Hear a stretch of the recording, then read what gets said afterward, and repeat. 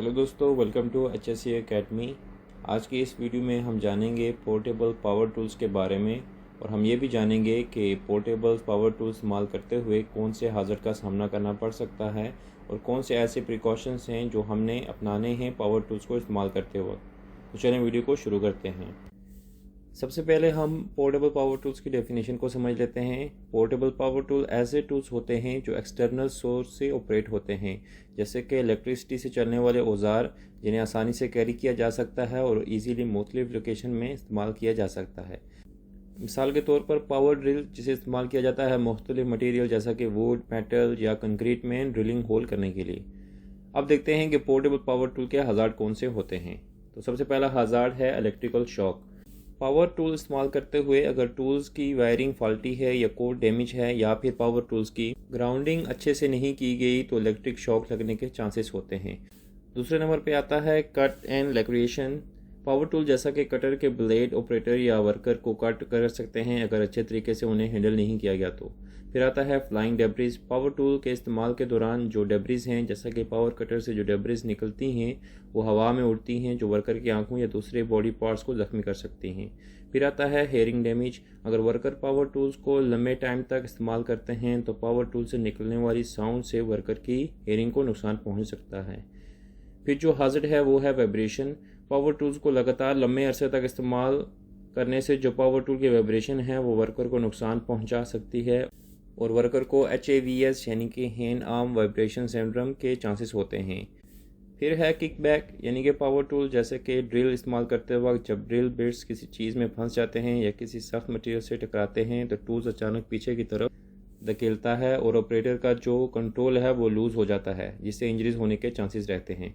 फिर है Burns. Power tool इस्तेमाल करते हुए बाज़ टूल्स ओवरहीट होने की वजह से वर्कर के जलने का खतरा पैदा करते हैं। फिर है inhalation of dust. Power tool इस्तेमाल करते हुए डस्ट जनरेट होती है, जैसे कि ग्राइंडर्स कटर चलाते हुए डस्ट उड़ती है। अगर प्रॉपर वेंटिलेशन ना हो तो और या फिर मास्क वगैरह ना पहना हुआ हो तो डस्ट इनहेल करने से रिस्पिरेटरी प्रॉब्लम हो सकते हैं। फिर है इंटेंगलमेंट। पावर टूल को ऑपरेट करते हुए लूज़ क्लोथिंग, लूज़ हेयर और ज्वेलरी वगैरह पावर टूल्स के पार्ट्स में फंस सकते हैं। फिर आता है repetitive strain injury. Power tool का मुसलसल इस्तेमाल करने से मसल में खिंचाव या पट्ठों और जोड़ों में सोजश हो सकती है।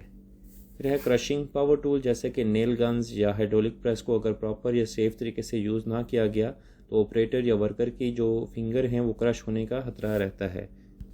फिर है एक्सप्लोजन रिस्क। पावर टूल से पैदा होने वाले स्पार्क, एक्सप्लोजन या फायर का बाज़ बन सकते हैं। अगर वहाँ पर कोई फ्लेमेबल मटेरियल मौजूद है जहाँ पर पावर टूल इस्तेमाल किए जा रहे हैं तो पावर टूल से निकलने वाले जो स्पार्क्स हैं वो उस फ्लेमेबल मटेरियल को एक्सप्लोड या उसके फायर पैदा कर सकते हैं। फिर है इम्पैक्ट इंजरीज। पावर टूल जैसे हैमर या ड्रिल जैसे टूल्स को अगर सही तरीके से यूज़ ना किया जाए तो इन टूल्स की ब्लंट फोर्स इंजरीज का बाज़ बन सकती हैं। फिर है इलेक्ट्रिकल फायर्स। फॉल्टी टूल्स या फिर उनका गलत तरीके से यूज़ करना इलेक्ट्रिकल फायर का सबब बन सकते हैं। फिर आता है फटीग। अगर वर्कर लंबे अरसे तक सेम पावर टूल को इस्तेमाल करते हैं तो वर्कर को फटीग हो सकती है, जिससे एक्सीडेंट का खतरा बढ़ सकता है। फिर आता है एर्गोनॉमिक हज़ार्ड। पावर टूल्स अगर प्रॉपर डिज़ाइन ना किए हुए हों तो ऐसे टूल्स का लंबे समय तक इस्तेमाल करने से वर्कर को लॉन्ग टर्म इंजरीज हो सकती हैं। अब पावर टूल्स के प्रिकॉशंस को देखते हैं, जिसमें सबसे पहला आता है read the manuals. Power tools को इस्तेमाल करने से पहले उस पावर टूल के मैन्युफैक्चरर मैनुअल को ज़रूर पढ़ लेना चाहिए और उसमें लिखी हुई जो इंस्ट्रक्शन है उसको अच्छे से समझ लेना चाहिए कि इस पावर टूल को किस तरीके से इस्तेमाल करना है। फिर है wear personal protective equipment. Power tool operators को टूल्स यूज़ करते वक्त प्रॉपर PPE का इस्तेमाल करना चाहिए, जैसे कि safety gloves, safety glasses, air protection, dust mask वगैरह। फिर है यूज़ लो पावर टूल्स। हमेशा लो पावर के जो टूल्स हैं वो इस्तेमाल करने चाहिए जिनकी पावर सप्लाई 110 वोल्ट से कम हो। फिर डेड मैन स्विच। सिर्फ वही पावर टूल का इस्तेमाल करना चाहिए जिनमें इमरजेंसी स्टॉप का ऑप्शन हो, जैसा कि डेड मैन स्विच। फिर है right tools for right job. Worker को ये इंश्योर करना है कि वो सही टूल्स का इस्तेमाल कर रहे हैं। एक पावर टूल को मुख्तलिफ जॉब के लिए इस्तेमाल नहीं करना चाहिए। फिर है मशीन गार्ड। इस बात का खास ख्याल रखना है कि पावर टूल का सेफ गार्ड इंस्टॉल किया हुआ हो। बगैर सेफ गार्ड के पावर टूल को इस्तेमाल नहीं करना है। फिर है keep work area clean. Worker को काम की जगह को साफ रखना है ताकि ट्रिपिंग हज़ार्ड को अवॉइड किया जा सके। जब भी पावर टूल का यूज़ ना हो रहा हो तो पावर टूल को अनप्लग कर देना चाहिए, और अगर पावर टूल बैटरी ऑपरेटेड हैं तो उनकी बैटरी को रिमूव करके उसके एक्सेसरीज को चेंज करना चाहिए। सिक्योर वर्क प्लेस, जब भी आप किसी चीज़ पर काम कर रहे हो, जैसे लकड़ी या टाइल के पीस को काट रहे हो या ड्रिल कर रहे हो, तो ये इंश्योर करें कि वो पीस अच्छे से क्लैंप किया हुआ है और वो पीस जो है वो मूव नहीं हो रहा। फिर है आरपीएम, हमेशा इस बात का ख्याल रखें कि पावर टूल की डिस्क का जो आरपीएम यानी कि रोटेशन पर मिनट मशीन के आरपीएम से ज़्यादा होना चाहिए।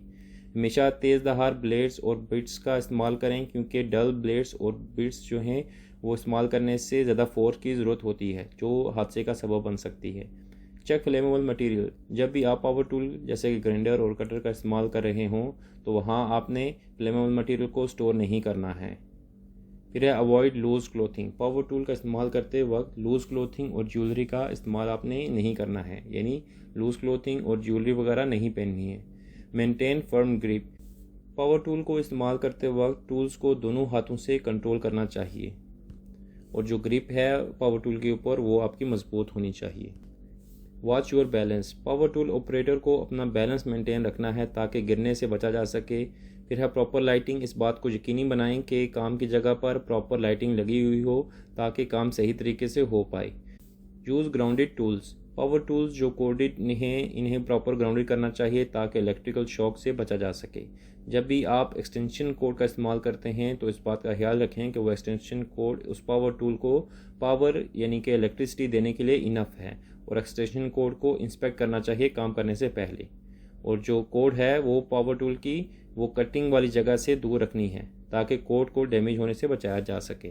तो दोस्तों उम्मीद करता हूँ आज की इस वीडियो की मदद से आपको अच्छे से समझ आ गया होगा कि पोर्टेबल पावर टूल के कौन से हाजर्ड्स होते हैं और उन हाजर्ड को हम किस तरह एलिमिनेट कर सकते हैं प्रॉपर प्रिकॉशन के साथ। तो मिलते हैं अगली वीडियो में एक नए टॉपिक के साथ, तब तक के लिए अपना ख्याल रखें। Good bye.